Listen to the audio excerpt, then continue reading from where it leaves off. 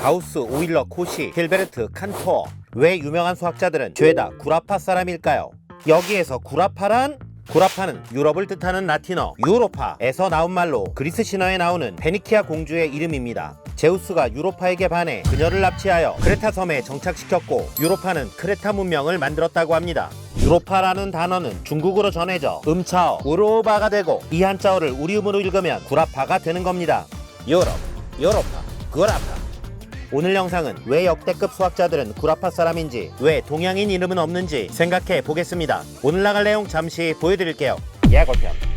청출어람 아테네 학당. 엔지니어 대 사이언티스트. 오일러와 구텐베르크. 다르파 자율주행 챌린지. 지금부터 스타트합니다.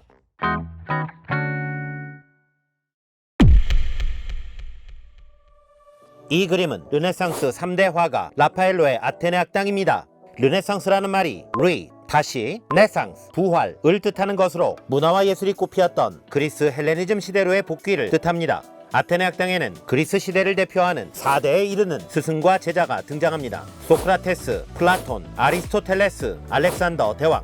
세계 4대 성인 중 한 명인 소크라테스는 너 자신을 알라, 악법도 법이다 라는 말을 남긴 위대한 스승이었지만 책 한 권 남기지 않았고 재판에 회부되어 독배를 마시게 됩니다. 스승의 죽음을 지켜본 28살의 제자 플라톤은 이후 소크라테스의 변론을 저술하여 스승의 뜻을 세상에 알렸으며 이를 발전시켜 이데아론, 가론을 만들었습니다. 훗날 영국의 철학자 화이트헤드는 2000년의 서양 철학은 플라톤의 각주에 불과하다 라고 말했습니다. 플라톤의 제자 아리스토텔레스는 이상주의자였던 스승의 생각을 현실적이고 합리적으로 발전시켜 철학, 윤리학, 정치학, 논리학, 자연과학, 우주론 등 모든 학문에 서문을 열었으며 인류 역사상 가장 방대한 지성인으로 평가받습니다. 아리스토텔레스의 제자였던 알렉산더 대왕은 최단 기간에 페르시아와 지중해를 평정하고 대제국을 건설하였으며 동서양의 지식과 문화를 융합하는 헬레니즘을 탄생시켰습니다. 그가 건설한 도시 알렉산드리아는 기원전 구글이라 불릴 만한 세계 지식의 허브가 됩니다. 구라파가 동양보다 앞설 수 있었던 첫 번째 이유는 청출어람. 스승은 강요하지 않고 제자는 예스보다 Y라고 말하는 자유로운 캠퍼스 아테네 학당의 정신 때문입니다. 국제기능올림픽 2차 대전 직후 창설된 청소년들의 기술을 평가하는 세계적인 대회입니다. 대한민국은 1967년 참가를 시작하여 77년부터 91년까지 기능올림픽 9연패라는 기염을 토합니다. 해외에서 한국인을 평가할 때 영리하고 손재주가 좋다고 하는데 기능올림픽의 성과도 이를 뒷받침하는 근거 중 하나입니다. 오늘날 대한민국의 수학 실력도 고등학생 때는 세계 최고 수준입니다. 그런데 대학생이 되면 고등학교 때보다 수학 실력이 늘지 않고 노벨상이나 필드상을 배출한 적은 단 한 번도 없습니다. 도대체 왜 어렸을 때 똑똑했던 학생이 어른이 되면 수학 바보가 되는 것일까요? 줄 세우기식 입시 제도가 대표적인 원인입니다. 수능 수학은 30문항을 100분에 한 문제당 3.3분의 시간이 주어지며 심지어 내신 수학은 한 문제당 2분대의 시간이 주어집니다. 과학자의 기본 소양인 관찰과 사색은 우리 학생들에게 사치입니다. 좋은 점수를 받기 위해 유형설을 달달달 외울 수밖에 없습니다. 웬만한 문제는 딱 보면 풀 수 있는 상태가 되지만 모르는 문제를 만나면 멘탈이 나가며 이런 생각을 합니다. 이거 어떻게 배웠더라? 자신도 모르는 사이에 문풀 엔지니어가 되어있는 것입니다. 달달달 외워서 구겨나온 수학은 20살이 되면 깨끗하게 증발할 수밖에 없는 것입니다. 반면 구라파의 교육은 사이언티스트가 되도록 기다렸습니다. 사이언티스트는 모르는 문제를 만나면 무엇을 묻고 있나 질문 파악을 하고 주어진 조건이 무엇인지 찾고 활용할 수 있는 도구, 즉 수학 이론을 활용하여 문제에 접근합니다. 우리나라에서 이렇게 풀면 시간이 모자랄 것입니다. 지금 당장 수학의 왕 가우스가 수능 시험을 봐도 시간 내에 좋은 점수를 낼 수 없습니다. 엔지니어가 아닌 사이언티스트를 기다리는 교육 풍토, 구라파의 두 번째 비결이었습니다.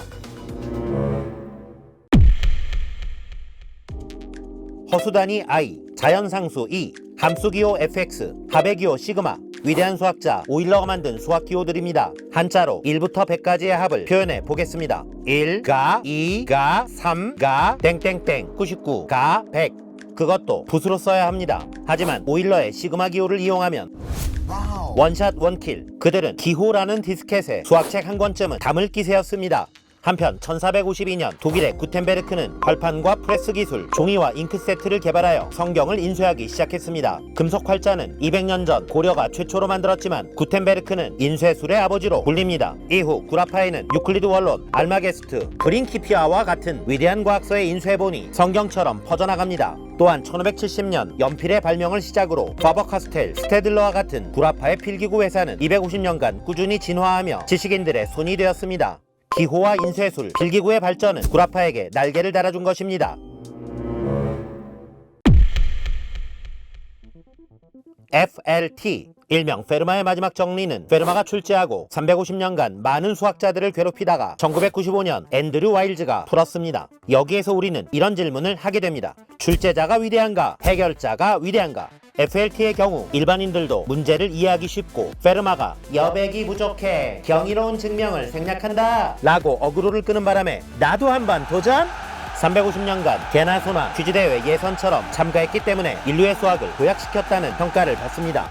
와일즈가 증명을 했지만 와일즈의 정리가 아닌 페르마의 정리로 출제자의 이름을 남기는 것은 출제자의 위대함을 말해줍니다.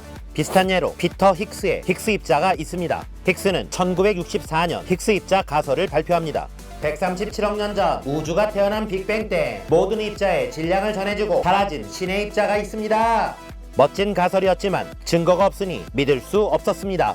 하지만 반세기가 지나고 유럽 입자물리연구소에서 대형 강입자 가속기를 이용하여 검출된 솔입자가 힉스 입자와 특성이 같다는 것을 보였으며 2013년 힉스는 노벨 물리학상을 수상하게 됩니다. 와일즈가 증명을 했지만 페르마가 필즈상을 탄 격입니다. 위대한 출제는 오늘날에도 계속됩니다. 2004년에는 다르파 자율주행 챌린지 대회가 캘리포니아 모하비 사막에서 열렸습니다. 총 240km의 대장정이었지만 11km 주행이 1등이었을 정도로 얼핏 보면 참가팀 전원이 패자가 된 대회였습니다. 하지만 이 대회의 실패는 자율주행에 대한 전 세계의 어그로를 끌었고 자율주행차 산업이 폭발적으로 발전하는 계기가 되었습니다.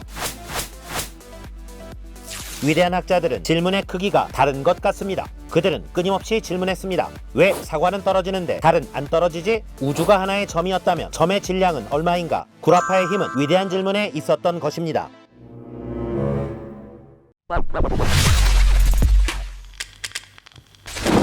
오늘은 수학자들은 왜 구라파 사람인가에 대해 생각해봤습니다. 청출어람, 사이언티스트, 기호와 인쇄술, 위대한 질문 4가지 키워드가 있었습니다. 근대화가 시작된 20세기 이후 한국인은 아니지만 1000메달의 전싱선, 서울대 석좌 교수 히로나카 헤이스케, IQ 230, 현존하는 최고의 천재 테렌스 타오 등 아시아계 스타 수학자들이 종종 탄생합니다. 대한민국도 충분히 할 수 있습니다. 이 4가지를 추구하면 됩니다. 지금까지 베티였습니다. 바이.